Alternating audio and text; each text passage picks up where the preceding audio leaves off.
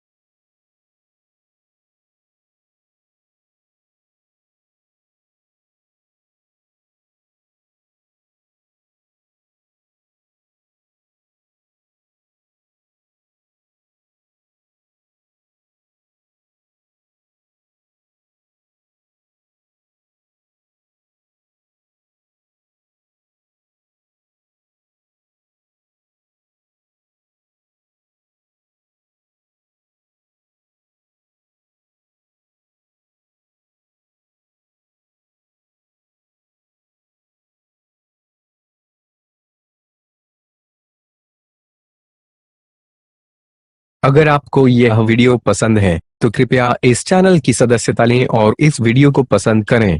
अगर आपके पास वीडियो के लिए कोई सुझाव है तो कृपया टिप्पणी करें।